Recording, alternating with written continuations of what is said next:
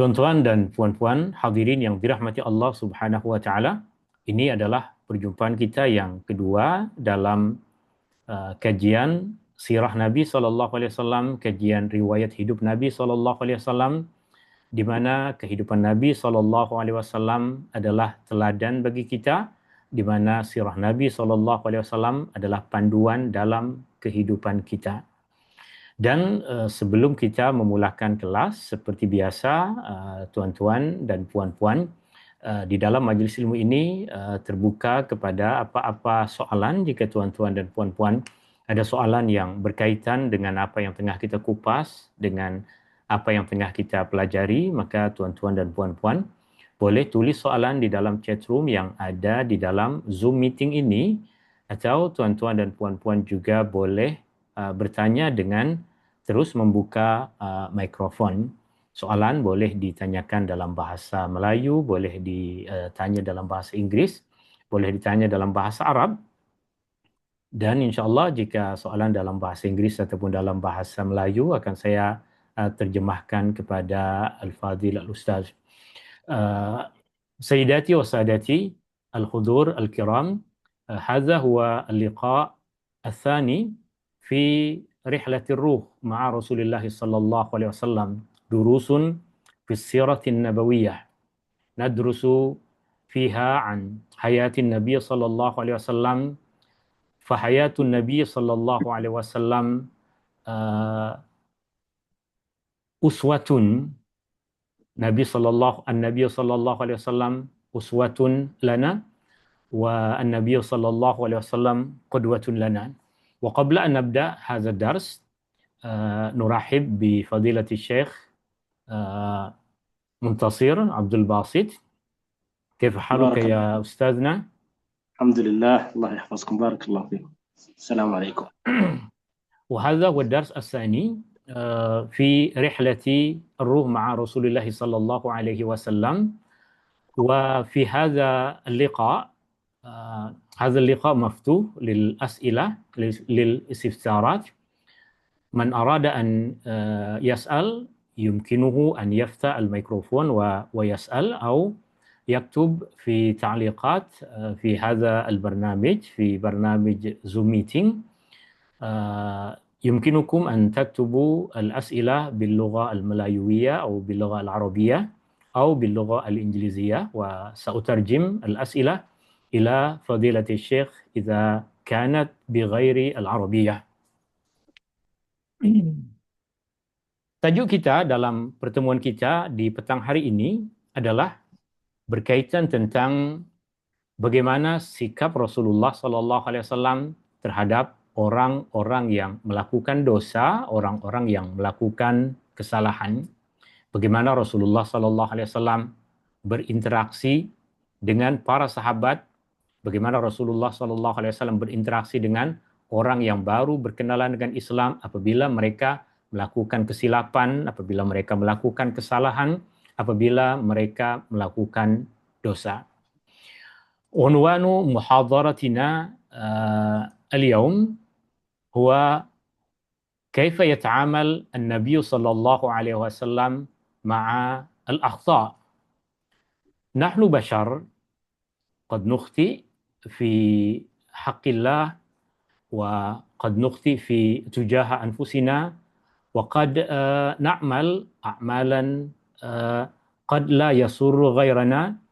فكيف يتعامل النبي صلى الله عليه وسلم مع الأخطاء الواقعة من بعض أصحابه؟ كيف يتعامل النبي صلى الله عليه وسلم مع الأخطاء الواقعة من المنافقين مثلا؟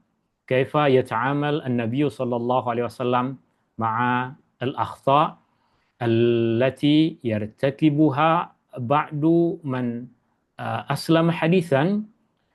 Dan semua perkara ini, kesilapan-kesilapan yang kita lakukan, kesalahan-kesalahan yang orang lain lakukan kepada kita, ia adalah perkara yang sentiasa terjadi, ia adalah perkara yang terkadang membuat kita kecewa, terkadang membuat kita bersedih.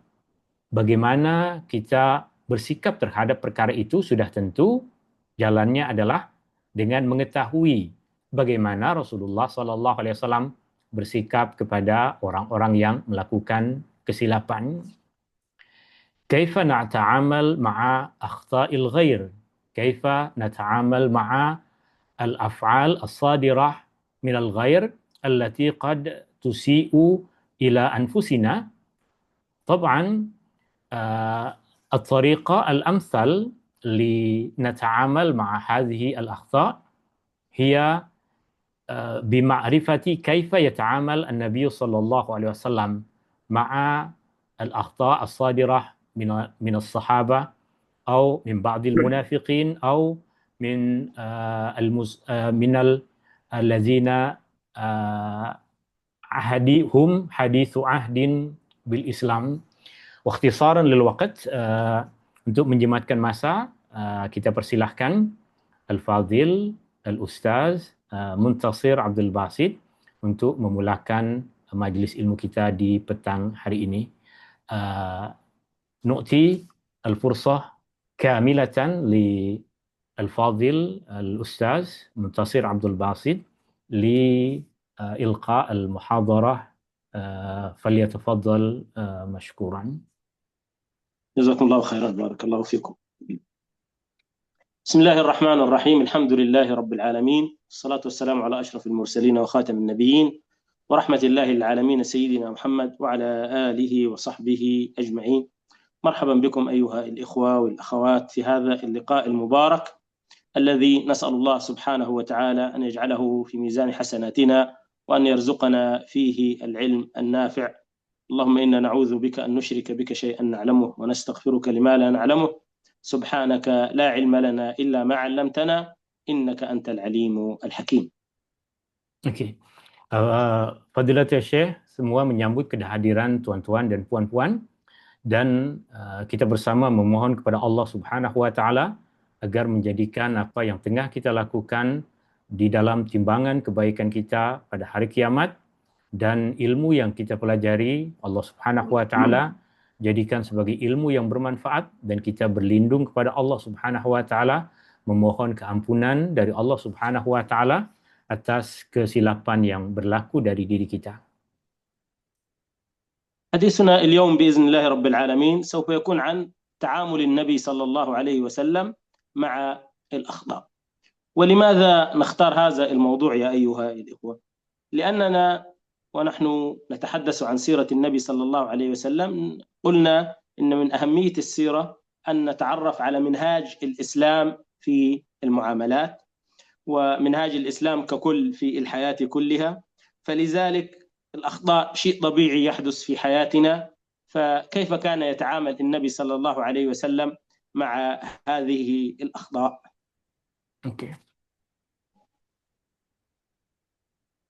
Apa yang kita akan kupas dalam pertemuan kita di petang hari ini adalah bagaimana Rasulullah SAW berinteraksi dengan kesilapan-kesilapan yang dilakukan oleh orang lain. Kenapa kita memilih tajuk ini untuk kita kupas di dalam majlis ilmu kita di petang hari ini? Sebagaimana kita ketahui, di antara keutamaan kita mempelajari sirah Nabi SAW adalah untuk kita mengetahui kaedah umum dalam Islam dalam berinteraksi dengan dalam kehidupan. Artinya kita mempelajari sirah Nabi SAW untuk mempelajari kaedah-kaedah utama di dalam Islam untuk kita berinteraksi di dalam kehidupan kita sehari-hari.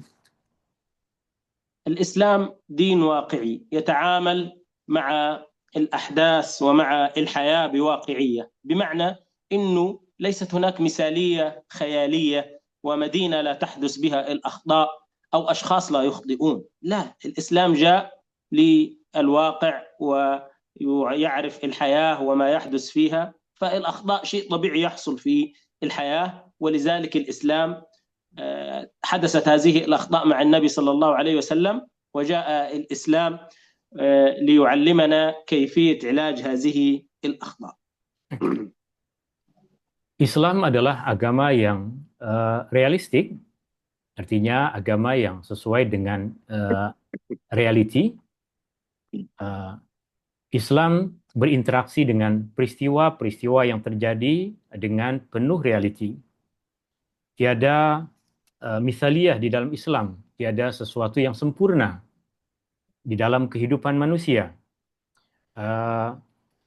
Kesalahan-kesalahan adalah sesuatu perkara yang biasa. Dosa dan kesilapan adalah sesuatu yang mungkin terjadi. Rasulullah Shallallahu Alaihi Wasallam dalam beberapa perkara dunia terkadang tersilap dan terlupa. Yang pentingnya adalah bagaimana kita berinteraksi dengan perkara-perkara tersebut apabila ia terjadi pada kita.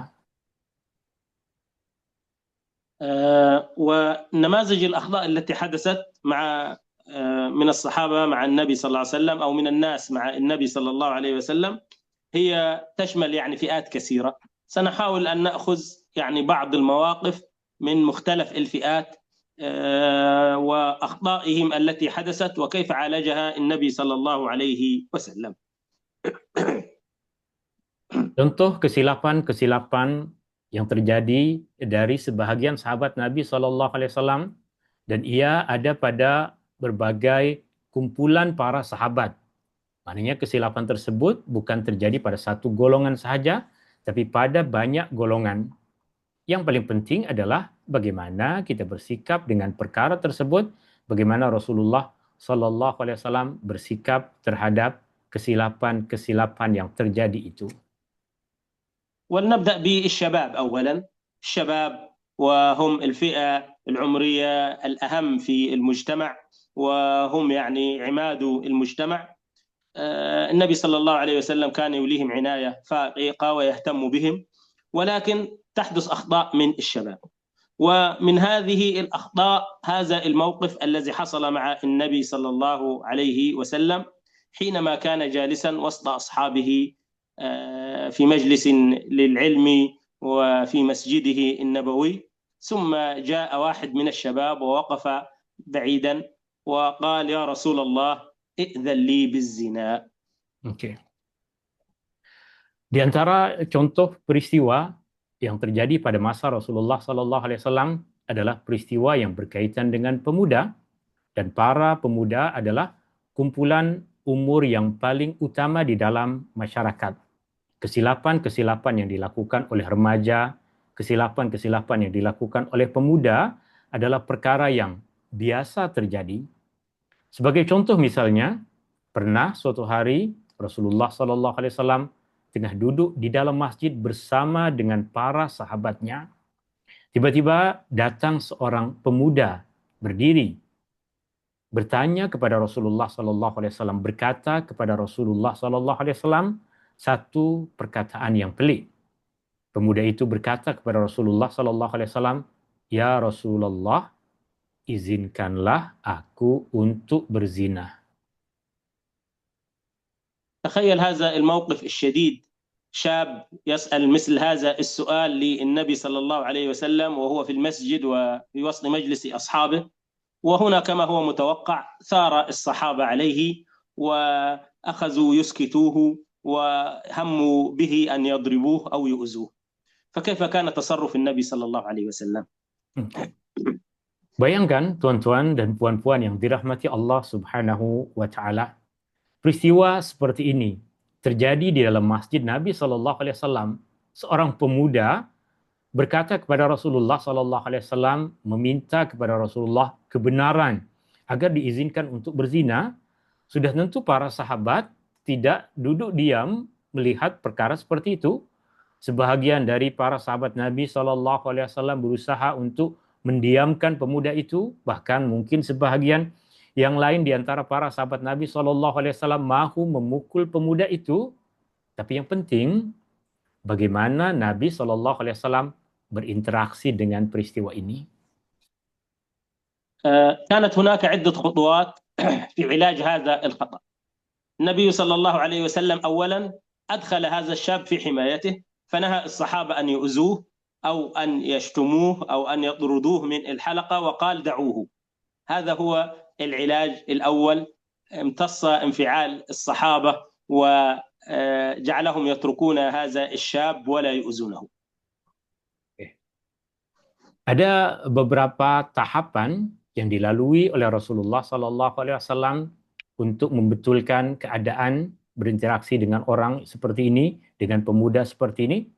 Perkara pertama yang Rasulullah Shallallahu Alaihi Wasallam lakukan adalah Rasulullah Shallallahu Alaihi Wasallam meminta kepada semua para sahabat untuk bertenang, untuk memberikan ruang, untuk memberikan masa kepada pemuda tersebut. Rasulullah Shallallahu Alaihi Wasallam berkata kepada para sahabat, da'uhu, biarkanlah dia, tinggalkanlah dia, berikanlah kepada dia peluang, berikanlah kepada dia kesempatan uh, untuk mendengar bagaimana jawaban dari Rasulullah Shallallahu Alaihi Wasallam. الخطوة الثانية أن النبي صلى الله عليه وسلم طلب من هذا الصحابي الشاب أن يقترب منه، فقربه النبي صلى الله عليه وسلم حتى مست ركبة النبي صلى الله عليه وسلم. وفي هذا لغة الجسد ولغة المشاعر، ويعني تقريب هذا الشاب من النبي صلى الله عليه وسلم حتى يفهم كيف سيرد عليه النبي صلى الله عليه وسلم. Langkah kedua yang dilakukan oleh Rasulullah Sallallahu Alaihi Wasallam adalah Rasulullah Sallallahu Alaihi Wasallam mahu agar pemuda tersebut mendekati Nabi Sallallahu Alaihi Wasallam. Maka dipanggil pemuda itu untuk duduk di dekat Nabi Sallallahu Alaihi Wasallam, di hadapan Nabi Sallallahu Alaihi Wasallam, sehingga lutut dia bersentuhan dengan lutut Nabi Sallallahu Alaihi Wasallam. Tentu pada perkara ini menunjukkan kasih sayang dan cinta dari Rasulullah Sallallahu Alaihi Wasallam. Rasulullah Sallallahu Alaihi Wasallam tidak menjauhkan diri dari orang yang melakukan kesalahan. Rasulullah Sallallahu Alaihi Wasallam tidak menjauhkan diri dari orang-orang yang tersilap. Rasulullah Sallallahu Alaihi Wasallam mahu agar pemuda itu dekat dengannya. ثم كانت الخطوة الثالثة أن النبي صلى الله عليه وسلم أخذ يحاور هذا الشاب بالإقناع العقلي لكي يبين له خطأ ما طلبه. فقال له النبي صلى الله عليه وسلم أترضاه، يعني الزنا، أترضاه لأمك؟ قال لا. فقال النبي صلى الله عليه وسلم كذلك الناس لا يرضونه لأمهاتهم. أترضاه لأختك؟ قال النبي صلى الله عليه قال الشاب لا. قال النبي صلى الله عليه وسلم كذلك الناس لا يرضونه لأخواتهم. أترضاه لعمتك؟ أترضاه لخالتك؟ يعني في الرواية أن النبي أخذ يعدد عليه مجموعة من القريبات، هل ترضى لهن الزنا؟ فيقول في كل مرة لا. فيقول له النبي صلى الله عليه وسلم كذلك الناس لا يرضونه بأقاربهم. Okay. Langkah ketiga yang dilakukan oleh Nabi Shallallahu Alaihi Wasallam ke atas pemuda ini adalah Rasulullah Shallallahu Alaihi Wasallam membawa mindanya, membawa akalnya agar boleh berpikir dengan bertanya kepadanya beberapa soalan, bertanya kepadanya beberapa pertanyaan. Di antara yang ditanya oleh Rasulullah Shallallahu Alaihi Wasallam kepada pemuda ini adalah ketika pemuda tadi meminta izin kepada Rasulullah agar diperkenankan untuk berzina, Rasulullah Shallallahu Alaihi Wasallam bertanya kepada pemuda tersebut, adakah engkau ridha, adakah engkau suka apabila ibumu melakukan perbuatan seperti itu? Pemuda itu dengan tegas mengatakan, tentu tidak ya Rasulullah. Rasulullah Shallallahu Alaihi Wasallam mengatakan, demikian juga orang lain. Mereka tidak akan suka apabila ibu mereka berzina denganmu. Mula lagi Rasulullah Shallallahu Alaihi Wasallam bertanya, adakah engkau suka jika kakak ataupun adik perempuanmu melakukan perbuatan itu dengan orang lain? Pemuda itu menjawab, tentu tidak ya Rasulullah. Aku tidak suka jika adik perempuanku atau kakakku melakukan perbuatan itu kepada orang lain. Nabi SAW kembali mengatakan, demikian juga orang lain, mereka tidak suka jika kakak mereka, jika adik perempuan mereka melakukan perkara seperti itu dengan engkau. Kemudian mula Nabi SAW menyebutkan kaum kerabat yang ada pada pemuda tersebut, dan semua dari yang ditanya oleh Nabi SAW, pemuda itu menjawab, tidak, aku tidak suka. Maka Nabi SAW pun berkata, demikian juga orang lain, mereka tidak akan suka jika kaum kerabat perempuan mereka melakukan perbuatan itu denganmu. ثم كانت الخطوة الرابعة بعدما كانت خطوة الجسد وقربه النبي منه وحماه، ثم أقنعه عقليا، جاءت خطوة القلب، إقناع القلب أو تحريك القلب. فالنبي صلى الله عليه وسلم بعد هذا الإقناع وضع يده على صدر هذا الشاب، ثم دعا صلى الله عليه وسلم فقال: اللهم اهد قلبه واغفر ذنبه وحصن فرجه. Kemudian yang keempat yang dilakukan oleh Rasulullah Sallallahu Alaihi Wasallam adalah dengan menyentuh hati pemuda tersebut.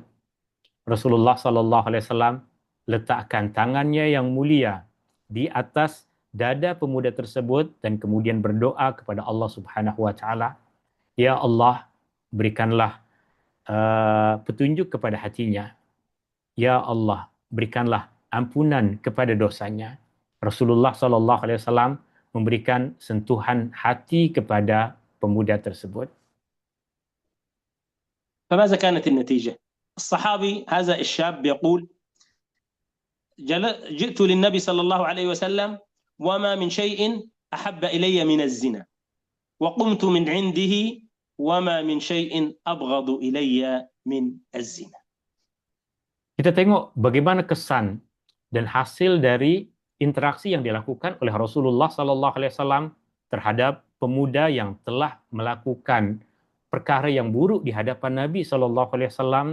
Tentu hasilnya pemuda tersebut kemudian mengatakan,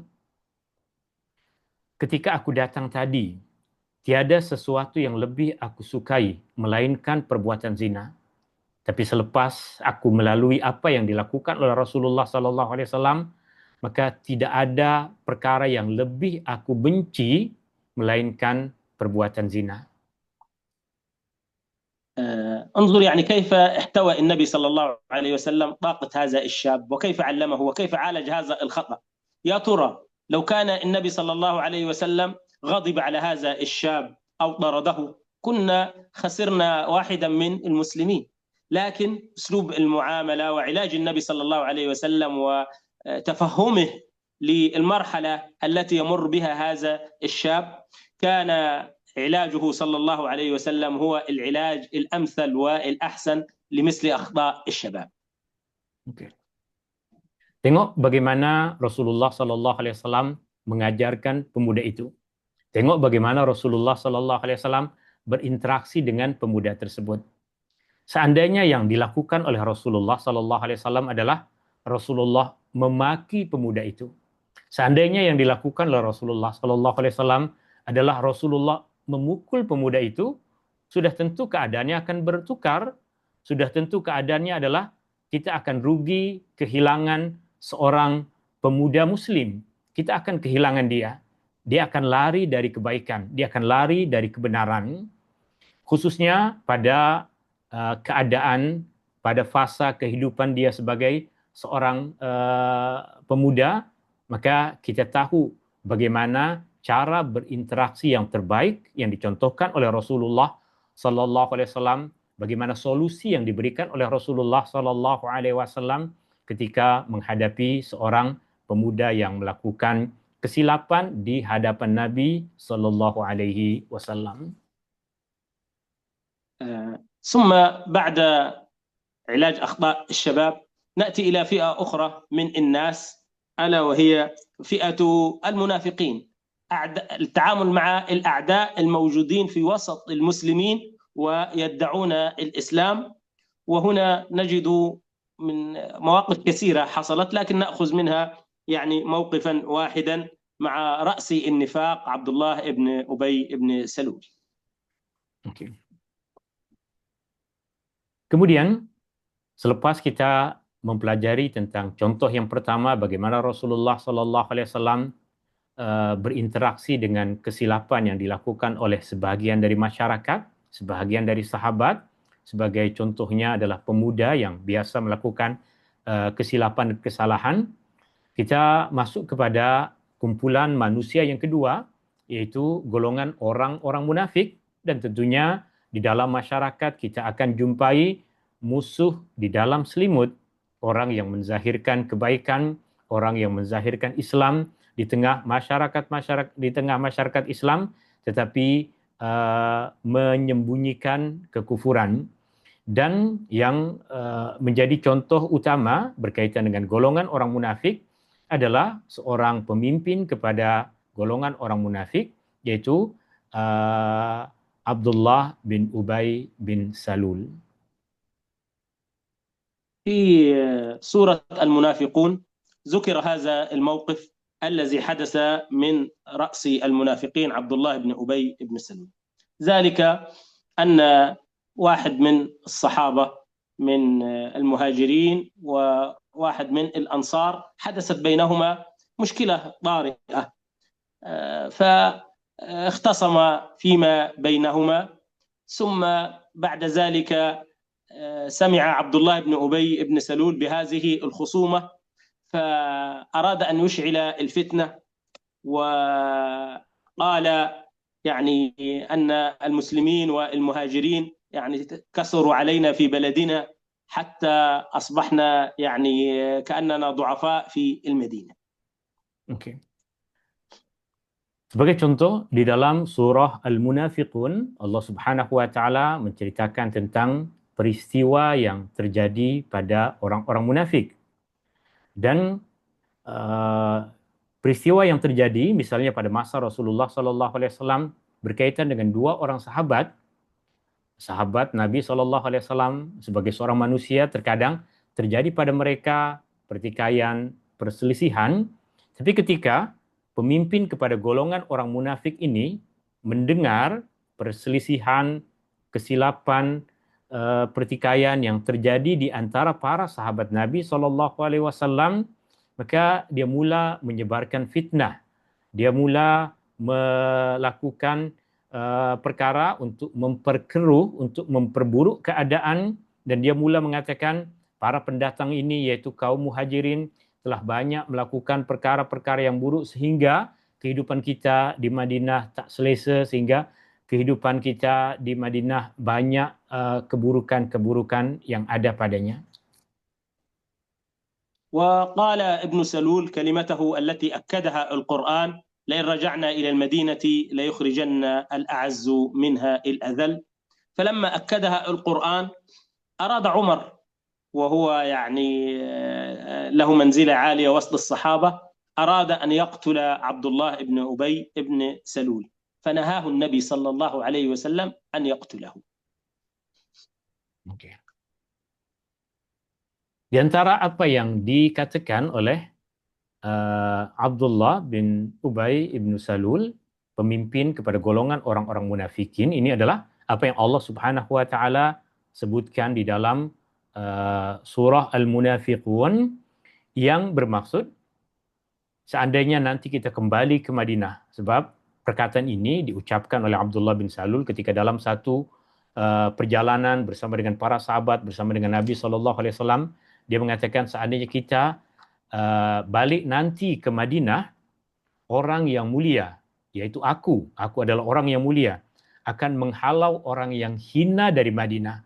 Yang dimaksud orang yang hina oleh Abdullah bin Salul sudah tentu maksud dia adalah Rasulullah SAW.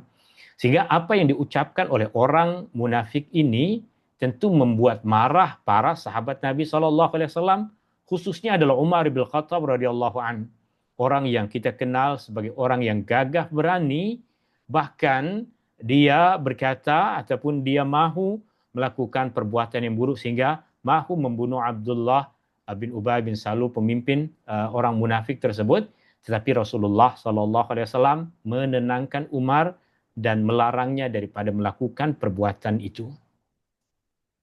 وبين النبي صلى الله عليه وسلم لسيدنا عمر الحكمة في ترك مثل هذا العقاب لمثل هذا الرجل، ألا وهو أن النبي صلى الله عليه وسلم قال: يا عمر، كيف إذا تحدث الناس أن محمدا يقتل أصحابه.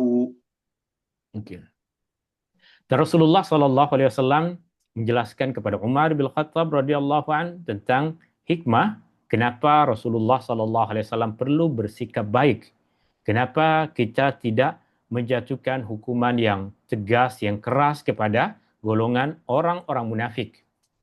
Ini karena golongan orang-orang munafik dalam pandangan orang di luar Madinah, dalam pandangan orang di luar Islam, mereka memandang bahwa orang-orang munafik adalah bahagian dari masyarakat Rasulullah, bahagian dari umat Islam, sehingga Rasulullah SAW memperlakukan mereka seperti umat Islam. Rasulullah SAW berkata kepada Umar, aku bimbang, aku takut orang-orang Arab akan mengatakan bahwa Muhammad telah membunuh para sahabatnya sendiri. Padahal sudah tentu orang-orang munafik bukan sahabat Rasulullah SAW, tapi apa yang Rasulullah SAW ambil kira adalah bagaimana sikap orang bukan Islam jika mendengar ataupun mengetahui bahwa Rasulullah SAW bersikap buruk kepada orang-orang yang ada di dalam Madinah. وهنا النبي صلى الله عليه وسلم راعى مصلحة الدعوة. الناس الذين سيسمعون أن النبي قتل عبد الله بن أبي بن سلول لن يعرفوا سبب القتل، وإنما الذي سيقال إن الذي يسلم قد يقتله النبي صلى الله عليه وسلم لأنه يقتل أصحابه. فرغم أن النبي صلى الله عليه وسلم يعني هو الذي شتم وقال عنه عبد الله بن سلول ما قال، إلا أن النبي صلى الله عليه وسلم قدم مصلحة الإسلام على حقه الشخصي، وراعى أن الناس الذين يريدون الدخول في الإسلام قد يحجمون ويتراجعون خوفا من أن يقتلوا. Okay. Apa yang dilakukan oleh Rasulullah Sallallahu Alaihi Wasallam adalah Rasulullah Sallallahu Alaihi Wasallam mengambil kira, Rasulullah Sallallahu Alaihi Wasallam menganggap memperhatikan kepentingan dakwah, karena orang-orang di luar sana, orang-orang yang tengah berkenalan dengan Islam, mereka tidak tahu apa yang terjadi di dalam Madinah. Yang mereka tahu, semua yang ada di Madinah adalah para sahabat. Yang mereka tahu di dalam Madinah semua adalah orang-orang Islam yang apabila Rasulullah SAW melakukan perkara-perkara yang buruk kepada pemimpin orang munafik ataupun kepada orang munafik, maka orang-orang di luar sana akan menyangka bahwa Rasulullah SAW bersikap tidak baik kepada orang Islam di dalam Madinah, sudah tentu akan menghalang orang di luar sana untuk datang ke Madinah untuk mempelajari Islam, sehingga Nabi SAW mendahulukan kepentingan Islam ke atas kepentingannya pribadi. Rasulullah SAW memberikan keutamaan kepada kepentingan dakwah dibandingkan dengan cacian dan makian orang lain terhadap diri Rasulullah sallallahu alaihi wasallam. ماذا كانت نتيجة علاج النبي صلى الله عليه وسلم لهذا الخطأ؟ رجع الناس إلى المدينة وابتعد الناس عن عبد الله بن أبي بن سلول لأنه صار مشبوها، بحيث أن كل من يقترب منه قد يتهم بالنفاق، فظل ينزوي وحده منبوذا وسط الناس حتى مات. Okay. Tengok apa hasil dari sikap Rasulullah SAW, interaksi Rasulullah SAW terhadap perkara ini. Bagaimana sikap Rasulullah SAW membiarkan pemimpin kepada orang-orang munafik tanpa Rasulullah SAW jatuhkan hukuman ke atasnya. Ketika umat Islam kembali ke Madinah, Rasulullah SAW dan para sahabat kembali ke Madinah, pemimpin orang munafik tersebut pun kembali bersama dengan Rasulullah SAW ke Madinah, maka orang-orang di Madinah sudah mula memulaukan, sudah pula menjauhkan diri dari Abdullah bin Ubay bin Salul, pemimpin kepada para orang-orang munafik tersebut, kerana para sahabat tahu bahwa orang yang dekat dengannya sudah mesti satu kumpulan dengan dia sebagai orang munafik. Sehingga dia hidup dalam keadaan sedih, dia hidup dalam keadaan dipulau oleh umat Islam di Madinah dan mati dalam keadaan seperti itu. وهنا يخبر النبي صلى الله عليه وسلم عمر بن الخطاب رضي الله عنه بسر آخر في هذا العلاج. قال: يا عمر، أرأيت يعني في معنى كلامه صلى الله عليه وسلم أرأيت ما حدث الآن لو أنني قتلته يوم قلت لي لاحمرت له آنف، يعني لغضب له أناس وحدثت فتنة بين المسلمين، لكن لما تركناه انزوى وحده وانتهى شره دون أن يثير فتنة على المسلمين.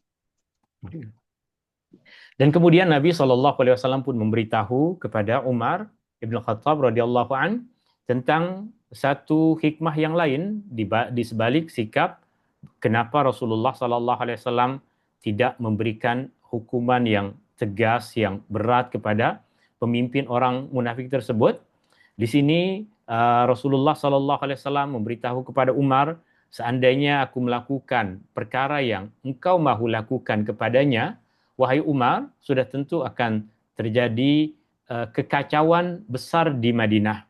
Tapi ketika Rasulullah SAW membiarkan dia tanpa mengambil kira apa yang telah dia ucapkan ke atas Rasulullah sallallahu alaihi wasallam, maka perkara tersebut kemudian hilang dengan sendirinya. Orang-orang meninggalkannya, orang-orang tidak mengambil berat tentang apa yang diucapkan dan diperkatakan oleh Abdullah bin Ubay bin Salul tersebut. هذا العلاج نحتاجه لأننا قد نواجه مثل هذه الأخطاء في حياتنا من أناس هم ضد الإسلام ولكنهم يحيون بأسماء إسلامية، فنريد أن نتعلم من علاج النبي صلى الله عليه وسلم تقديم مصلحة الدعوة وحساب المآلات ونتائج الأمور وعدم الانتقام الشخصي وتقديم مصلحة الإسلام. Apa yang terjadi pada golongan orang-orang munafik seperti ini boleh jadi terjadi dalam realiti kehidupan kita sekarang. Artinya banyak orang yang bukan masuk dalam golongan munafik, tapi mereka masuk dalam golongan orang-orang yang menzahirkan kebencian dan permusuhan terhadap Islam, terhadap ajaran agama Islam. Bagaimana Rasulullah SAW berinteraksi dengan golongan seperti ini, dengan sikap Rasulullah SAW memberikan keutamaan kepada dakwah tanpa memfokuskan fikiran dan usaha untuk melakukan tindakan yang tegas kepada orang-orang seperti itu. Maknanya dalam kehidupan kita, orang-orang yang menyebarkan kebencian tentang Islam, jika kita besar-besarkan apa yang mereka ucapkan, apa yang mereka tulis, apa yang mereka lakukan, justru mereka akan semakin besar. Tapi jika kita biarkan, kita senyapkan, kita tidak ambil kisah apa yang mereka lakukan, maka sebagaimana Rasulullah SAW tidak melakukan perkara yang tegas kepada Abdullah bin Ubay bin Salul, pemimpin kepada golongan orang-orang munafik, sepatutnya kita pun bersikap seperti itu kepada orang-orang yang menyebarkan kebencian tentang Islam, bukan kerana kita tak cinta kepada Islam, tapi kepentingan dakwah adalah lebih besar dibandingkan dengan individu-individu yang zahir memusuhkan ajaran Islam tersebut. نعم، لو أن كل إنسان ملحد أو منافق وسط المسلمين حدثنا بأسلوب سيء عن الإسلام فقمنا وضربناه أو قتلناه أو آذيناه، ما هي صورة الإسلام عند الناس ستكون أن الإسلام دين عنف ودين إرهاب ودين يعني تخويف، فالناس الذين لا يعرفون حقيقة هذه الشتائم التي حصلت سيقولون إنه لا نريد أن ندخل في الإسلام. Seandainya setiap orang yang mengucapkan satu perkara yang buruk tentang Islam, seandainya setiap orang yang menulis perkara yang tak baik tentang Islam, kita hadapi dengan kekerasan, kita hadapi dengan sikap yang buruk, kita hadapi dengan memukulnya, dengan melakukan tindakan sampai kepada membunuhnya, sudah tentu orang-orang di luar sana yang tak kenal tentang Islam akan menganggap bahwa Islam adalah agama kekerasan, Islam adalah agama yang menyeru untuk melakukan perbuatan buruk kepada orang yang lain, dan ia akan membuat orang jauh dari Islam, akan membuat orang tidak suka dengan agama Islam, akan membuat orang menjauhi diri daripada mengenal agama Islam. الموقف الثالث والخطأ الثالث الذي حدث أمام النبي صلى الله عليه وسلم هو من صحابي من حديثي الإسلام. الأعراب الذين كانوا يدخلون في الإسلام حديثا ولم يتفقهوا في الدين ولم يعرفوا أشياء كثيرة عن الإسلام. هذا الصحابي الأعرابي حديث الإسلام جاء إلى النبي صلى الله عليه وسلم وسأل النبي أن يعطيه شيئا، يعني ويريد عطاء من النبي صلى الله عليه وسلم، فأعطاه النبي صلى الله عليه وسلم ما عنده. فقال له النبي صلى الله عليه وسلم: هل أحسنت إليك يا أعرابي؟ يعني هل أنت الآن يعني مبسوط أو مرتاح أو سعيد؟ فقال الأعرابي الجافي بجفاء وغلظة: لا أحسنت ولا أجمل.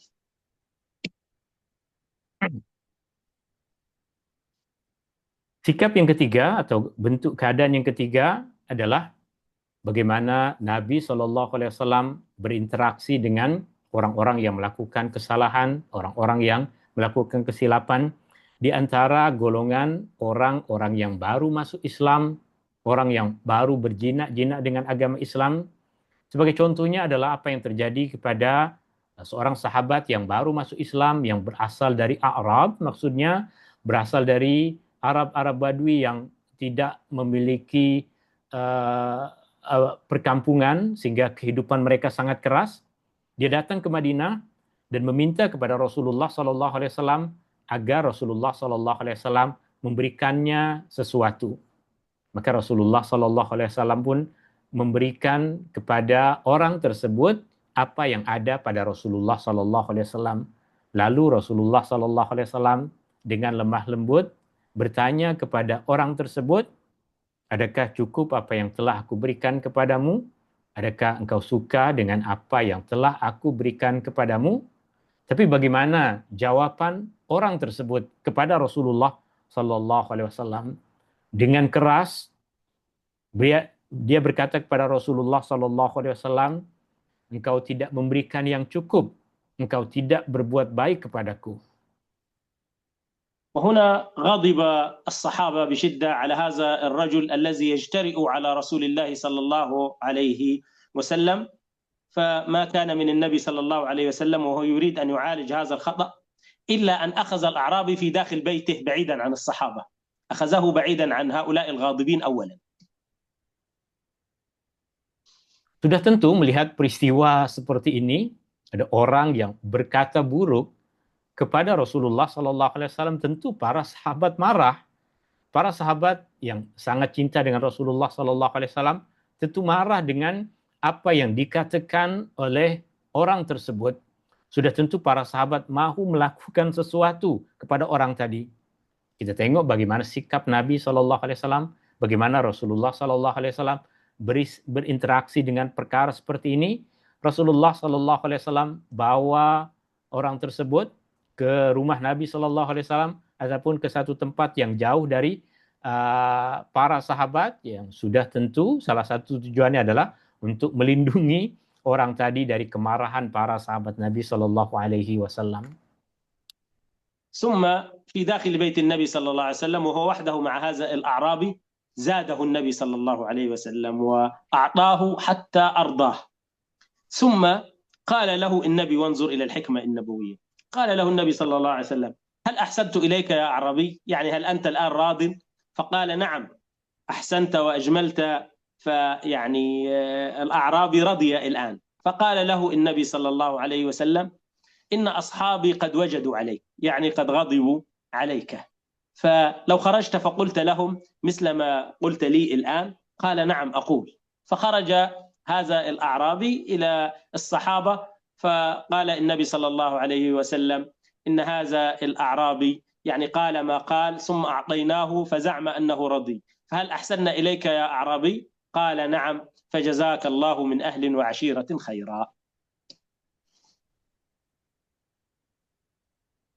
Kemudian Nabi SAW di dalam rumah, Nabi SAW memberikan tambahan kepada Arabi tersebut, kepada orang Arab kampung tersebut. Nabi SAW tambahkan dari harta Nabi SAW apa yang dia mahu. Sehinggalah kemudian Rasulullah SAW bertanya kepadanya, adakah dah cukup apa yang telah aku berikan kepadamu? Adakah aku telah berbuat baik kepadamu? Sampailah akhirnya orang tersebut berkata kepada Rasulullah SAW, ya, engkau telah memberikan apa yang cukup, engkau telah berbuat baik. Maka Nabi SAW kemudian mengingatkan kepada orang tersebut bahwa tadi di luar sana para sahabatku sudah tentu marah kepadamu. Maka aku mahu engkau mengucapkan perkara seperti ini di hadapan mereka.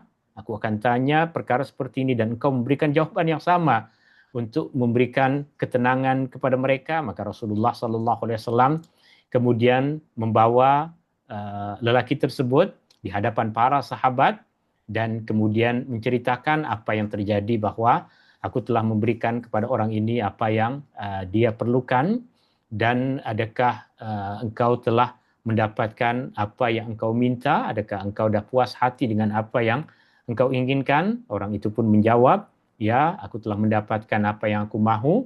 Aku telah puas hati dengan apa yang engkau berikan. وهنا فرح الصحابة بهذا الأعرابي ولم يعودوا غاضبين عليه بعدما تأدب مع النبي صلى الله عليه وسلم. فلما ذهب هذا الأعرابي أراد النبي صلى الله عليه وسلم أن يعلم الصحابة درسا في معالجة الأخطاء، فقال لهم: أتدرون ما مثلي ومثلكم ومثل هذا الأعرابي؟ Okay. Dan dalam keadaan seperti ini tentu para sahabat puas hati, para sahabat bergembira dengan sikap orang tadi yang telah berbaik kepada Rasulullah Sallallahu Alaihi Wasallam. Dan selepas kepergian orang tadi, Rasulullah Sallallahu Alaihi Wasallam mahu mengajarkan kepada para sahabatnya tentang bagaimana sepatutnya kita berinteraksi dengan orang yang melakukan kesilapan, orang yang melakukan kesalahan. Rasulullah Sallallahu Alaihi Wasallam mengajarkan kepada para sahabat bagaimana perumpamaan diri Rasulullah Sallallahu Alaihi Wasallam dan perumpamaan para sahabat. قال النبي صلى الله عليه وسلم يضرب لهم مثالا: مثلي ومثلكم ومثل هذا الأعرابي كمثل رجل معه ناقة فهربت منه، فجعل الناس يجرون وراءها يحاولون أن يمسكوها له فلا يزيدونها إلا هروبا. فقال لهم الرجل: دعوني وناقتي، يعني اتركوني وناقتي. ثم أخذ لها شيئا من الحشائش في الأرض وقربه منها فاقتربت منه حتى أمسكها وعادت إليه. Okay. Nabi Shallallahu Alaihi Wasallam menyebutkan kepada para sahabat tentang satu pengajaran: keadaan aku, keadaan kamu, dan keadaan orang yang tadi datang bagaikan orang yang kehilangan unta, ataupun orang yang unta dia lari. Ketika ramai orang yang mahu membantu, mereka lari mengejar unta tersebut. Unta yang dikejar tentu tak berhenti. Unta tersebut akan terus berlari semakin jauh. Tapi kemudian pemilik kepada unta tersebut meminta kepada semua orang, biarkanlah aku yang mengambil unta tersebut. Biarkanlah aku yang kendalikan unta tersebut. Biarkanlah aku yang menangkap unta tersebut. Maka dengan hanya mengambil sedikit makanan rumput yang ada dekat situ, dia dekatkan kepada unta tadi, maka unta pun datang kepada orang tadi. Tak perlu dikejar, tak perlu berteriak, tak perlu berlari. وإنني النبي صلى الله عليه وسلم يقول: وإنني لو تركتكم وهذا الأعرابي، يعني في البداية، فقتلتموه لدخل النار. فيعني كان قد خسر. Kemudian Nabi SAW berkata kepada para sahabatnya, jika aku biarkan kamu semua melakukan perkara yang buruk kepada orang tadi pada permulaan, maka sudah tentu kita akan rugi. Sudah tentu jika sampai dia terbunuh, sudah tentu dia berada di dalam kerugian, dia boleh masuk neraka. Tapi sikap Nabi SAW yang baik, yang memberikan kesempatan, telah pun memberikan keselamatan kepada orang tadi, telah menyelamatkan orang tadi. فانظر يعني كيف عالج النبي الموضوع. أولا عرف شخصية هذا الأعرابي، ثم أرضاه النبي صلى الله عليه وسلم، ثم استل الغضب الموجود عند الصحابة وجعلهم لا يؤذون هذا الصحابي، ثم بعد ذلك أعطاهم طريقة العلاج وعرفهم بكيفية علاج مثل هذه الأخطاء، وكلها تقديم لمصلحة الدعوة وحرصه صلى الله عليه وسلم على استمساك الناس بالإسلام ومحبتهم لهذا الدين، فهو صلى الله عليه وسلم رحمة للعالمين.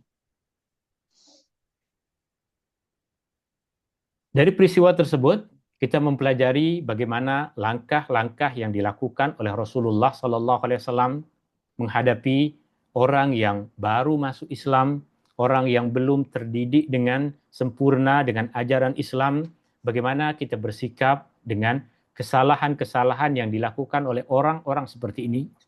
Yang pertama, Rasulullah SAW mencoba untuk mengenal karakteristik orang tersebut, kepribadian orang tadi. Kemudian Nabi SAW mula memberikan apa yang dia mahu, apa yang sesuai dengan karakteristik dia, apa yang sesuai dengan kepribadian dia. Kemudian yang ketiga, Rasulullah SAW memberikan masa agar semua tenang. Orang tersebut tenang, dan juga para sahabat Nabi SAW yang sudah tentu marah dengan sikap orang tadi terhadap Rasulullah SAW. Rasulullah SAW menunggu masa semuanya boleh tenang. Dan yang keempat, Rasulullah SAW memberikan solusi. Rasulullah SAW memberikan pengajaran. Rasulullah SAW memberikan obat kepada mereka, mengajarkan kepada para sahabat bagaimana sikap yang tepat, sikap yang betul untuk mengatasi perkara seperti ini. Dari sini kita tahu Rasulullah SAW sangat mengambil berat agar semua orang berpegangan kepada ajaran agama, bukan saja orang tadi yang datang kepada Rasulullah, tapi juga para sahabat Nabi SAW. Karena Rasulullah SAW diutus rahmatan lil alamin, sebagai rahmat untuk sekalian alam, sebagai kasih sayang untuk sekalian alam. وموقف أخير، وهذه المرة موقف حدث في الصلاة لصحابي لم يكن يعلم حكما فقهيا، ألا وهو الكلام في أثناء الصلاة. ففي أثناء الصلاة هذا الصحابي عطس، أو صحابي آخر عطس، فقال له هذا الصحابي يرحمك الله. فالصحابة وهم في الصلاة لا يجوز هذا، فأخذوا يعني يحدقون إليه ويضربون على أفخاذهم، فقال تكلم في أثناء الصلاة وقال: وثكل أمياه، يعني يا مصيبة أمي فيه، لماذا تنظرون إلي؟ وبعد ذلك سكت حتى انتهت الصلاة. Dan peristiwa terakhir yang kita jadikan sebagai satu pengajaran adalah satu peristiwa yang terjadi di dalam salat pada masa Rasulullah SAW dalam salat berjamaah, di mana ada seseorang di antara sahabat Nabi SAW yang bersin. Kemudian sahabat ini yang menjadi subjek kisah kita, dia mengucapkan, semoga Allah memberikan rahmat kepadamu, yarhamukallah. Dia mendoakan sahabat tadi. Dia tak tahu, orang tadi tak tahu bahwa di dalam salat kita tak boleh bertutur kata kepada sesama manusia. Tapi orang yang tak tahu dia melakukan perkara itu. Maka semua sahabat tengok orang tadi dengan marah. Ini dalam salat. Semua memandang orang tadi dengan pandangan penuh kemarahan sebab dia telah melakukan satu perkara yang buruk di dalam salat. Sehingga tanpa sedar orang tersebut pun berkata kepada sahabat, celakanya ibu saya, kenapa semua orang tengok saya macam itu? Artinya kesilapan demi kesilapan bertambah dilakukan oleh orang tersebut di dalam solat berjamaah bersama dengan Rasulullah Sallallahu Alaihi Wasallam. Dan peristiwa ini terjadi sehinggalah solat berakhir. الآن هذا الخطأ في الصلاة. انظر إلى الصحابي بعد ما انتهت الصلاة يقول: فناداني النبي صلى الله عليه وسلم، فيقول: فوالله ما وجدت معلما يعني أرفق منه ولا أبر منه، ما كهرني يعني ما لم يعبس في وجهي، ولا سبني ولا شتمني، ولكن قال لي النبي صلى الله عليه وسلم: إن هذه الصلاة لا يصلح فيها شيء من كلام الناس هذا فقط. Okay. Kemudian selesai sholat, Rasulullah Shallallahu Alaihi Wasallam memanggil sahabat tadi. Sahabat tadi kemudian menceritakan kepada kita bahwa aku tidak pernah menjumpai seorang guru yang lebih mulia, yang lebih baik dari Rasulullah Shallallahu Alaihi Wasallam. Dia tidak memakiku, dia tidak memarahiku, dia tidak memukulku. Justru dia berkata kepadaku, sesungguhnya sholat ini tidak patut padanya perkataan sesama manusia. ويعني هذه المشكلات التي تحدث والأخطاء التي تحدث نرى منهاجا عاما للنبي صلى الله عليه وسلم في علاجها، ألا وهو تقديم مصلحة الدعوة وعدم الانتقام الشخصي. وإن كثيرا من المشكلات التي تحدث فيما بيننا لو أننا نعالجها بهذا العلاج النبوي لاختفت كثير من المشاكل ومن المصائب التي حدثت فيما بين المسلمين بسبب سوء علاجهم للأخطاء وعدم تعلمهم من النبي صلى الله عليه وسلم كيفية معالجة الأخطاء. Semua perkara-perkara yang terjadi tadi pada masa Rasulullah Shallallahu Alaihi Wasallam, kesilapan-kesilapan yang dilakukan oleh orang kepada Rasulullah Shallallahu Alaihi Wasallam, kesilapan-kesilapan yang dilakukan orang di dalam agama, ia mengajarkan kepada kita tentang beberapa kaidah. Yang pertama, Rasulullah Shallallahu Alaihi Wasallam sentiasa meletakkan maslahat dakwah sentiasa berada di depan. Artinya memberikan keutamaan kepada dakwah. Yang kedua, Rasulullah Shallallahu Alaihi Wasallam tidak ada dendam pribadi kepada sesiapapun. Artinya kesilapan terhadap diri Rasulullah Shallallahu Alaihi Wasallam, Rasulullah Shallallahu Alaihi Wasallam akan mudah memberikan kemaafan. Dan perkara-perkara yang terjadi di dalam kehidupan kita berkaitan dengan kesalahan-kesalahan dan kesilapan yang dilakukan oleh orang lain, ianya akan mudah untuk kita jumpai jalan solusinya apabila kita mengikuti solusi yang dilakukan oleh Rasulullah Sallallahu Alaihi Wasallam. Justru jika kita tidak ikut metode yang digunakan oleh Rasulullah Sallallahu Alaihi Wasallam, jika kita tidak mengikuti jalan yang dicontohkan oleh Rasulullah Sallallahu Alaihi Wasallam, perkara-perkara buruk yang terjadi pada kita di persekitaran kita boleh jadi akan bertambah. وختاما الخطأ عبارة عن شرارة صغيرة بعض الناس يحولها إلى حريق ضخم، أما النبي صلى الله عليه وسلم فقد كان يطفئها وهي شرارة صغيرة ولا يسمح لها أن تتسع لكي تحرق الناس. بارك الله فيكم. Dan sebagai penutup, kesilapan-kesilapan yang dilakukan oleh manusia bagaikan api yang kecil. Apabila kita tersilap dalam mengatasinya, boleh jadi ia akan menjadi api besar yang membakar. Maka Rasulullah SAW mengajarkan kepada kita bagaimana menjadikan api yang kecil itu sentiasa menjadi api yang kecil agar kita mudah untuk memadamnya. Kerana apabila dia sudah menjadi api yang besar yang membakar, sudah tentu akan susah bagi kita untuk mengatasinya, akan susah bagi kita untuk untuk memadamkannya. Okey, syukran, jazakumullah, fadilat Syekh. Tuan-tuan dan puan-puan yang dirahmati Allah Subhanahu wa taala. Ini yang tadi kita pelajari berkaitan dengan bagaimana Rasulullah SAW berinteraksi dengan kesilapan dan kesalahan, bagaimana Rasulullah SAW bersikap dengan orang yang melakukan kesalahan pada diri Rasulullah SAW, bagaimana sikap Rasulullah sallallahu alaihi wasallam terhadap orang yang tak tahu apabila dia melakukan kesalahan.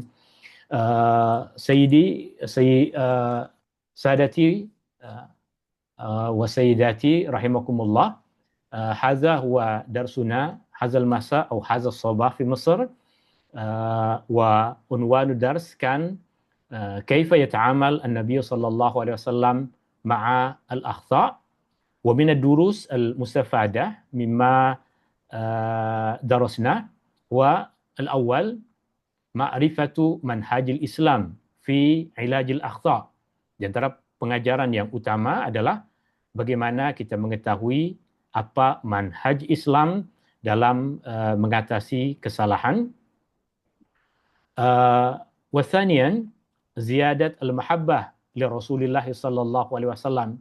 Yang kedua, bertambah kecintaan kita kepada Rasulullah sallallahu alaihi wasallam selepas kita mengetahui akhlak baginda sallallahu alaihi wasallam dalam menghadapi kesilapan-kesilapan yang dilakukan oleh orang lain. Kemudian wathalis al-hazar min al-wuqu' fi hadhihi al-akhta'. Yang ketiga adalah jika demikian kita perlu berhati-hati agar tidak jatuh pada kesalahan tersebut, dan kita berhati-hati agar tidak terjatuh pada kesalahan sikap kepada orang-orang yang melakukan kesalahan. Fadilatul Syekh, qabla an nakhtim nu'ti al-fursah li as-sada al-hadirin lil istiftar wal asilah. Sebelum kita menutup majlis ini, saya berikan kesempatan kepada tuan-tuan dan puan-puan jika ada sesiapa yang mahu bertanya, ada sesiapa yang ingin menyampaikan soalan.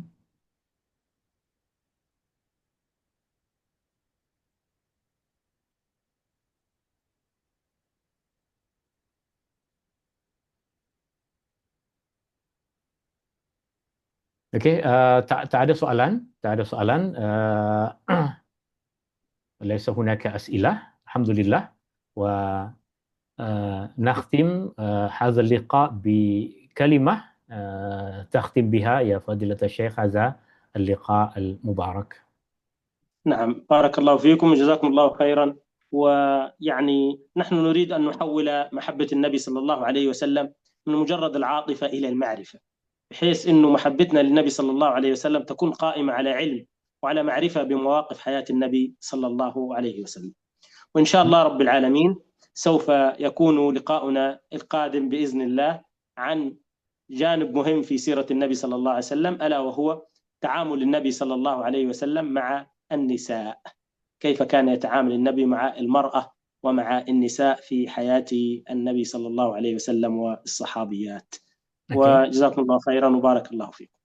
Okay. Dan sebagai penutup, Fadilah Syekh mengatakan bahawa kita mahu agar kecintaan kita kepada Rasulullah sallallahu alaihi wasallam bukan saja kecintaan emosional, bukan saja kerana emosi, tapi ia berasaskan kepada kita mengenal betul Rasulullah sallallahu alaihi wasallam dari emosi kecintaan yang berasaskan kepada ilmu dan makrifah. Dan insya-Allah dalam pertemuan yang akan datang, tajuk yang akan kita kupas adalah bagaimana Rasulullah sallallahu alaihi wasallam berinteraksi dengan kaum perempuan, bagaimana Rasulullah sallallahu alaihi wasallam berinteraksi dengan istrinya, bagaimana Rasulullah sallallahu alaihi wasallam berinteraksi dengan para sahabat kaum perempuan, dan sudah tentu ini adalah perkara yang sangat penting untuk kita pelajari, dan sudah tentu ini adalah perkara yang sangat penting kerana sebahagian besar dari masyarakat kita, sebahagian besar dari keluarga kita adalah kaum perempuan, dan majoriti yang hadir dalam majlis ilmu ini adalah kaum perempuan. Tahniah saya ucapkan kepada semua puan-puan dan juga semua tuan-tuan yang hadir dalam majlis ilmu ini, sama ada yang secara langsung melalui Zoom meeting ini ataupun yang menyaksikan muhadharah ini melalui rakaman. Juga terima kasih kepada semua tuan-tuan yang memberikan sokongan untuk majlis ilmu ini. Hadani Allah wa iyyakum ajma'in. Subhanakallahumma wa bihamdika asyhadu an la ilaha illa anta astaghfiruka wa atubu ilaik. Syukran. Assalamualaikum warahmatullahi wabarakatuh. وعليكم السلام ورحمة الله وبركاته. بارك شكرا الله فيك. يا مولانا الشيخ يا أستاذ بارك الله أحمد. فيكم. الله يحفظك. بارك تفضل. الله فيكم. شكرا. الله يكرمك. السلام عليكم. شكرا. يديك العافية. الله يعافيك مولانا. الله ناس يحفظك. رايقين. الحمد لله كله بخير يا مولانا. الله يحفظك. رحت البلد. لا ليس قريبا، إنما يعني من فترة، من حوالي 3 أشهر. يا إن شاء الله هلا. سأزورهم قريبا إن شاء الله، في إجازة نصف العام إن شاء الله. إن شاء الله. سلم أنت على أهلك، على ناسك. ابن حازم بخير وكل أولادك؟ الحمد لله بخير، كله تمام. الحمد لله رب العالمين، والوالد والأسرة كلهم بخير. الحمد لله. آخر مرة سافرتهم بخير الحمد لله. الحمد لله رب العالمين. بس أبويا مش قادر يمشي طويل، يمشي خطوتين ويقعد. نعم. الناس خلاص كبرت، خلاص كبير. سن له حكم. أنا والدي نفس الكلام يعني، وهو يعني لا يستطيع الحركة إلا خطوات بسيطة. يديهم الله العافية. يشفيهم إن شاء الله. آمين يا رب العالمين. السلام عليكم ورحمة الله. السلام ورحمة الله.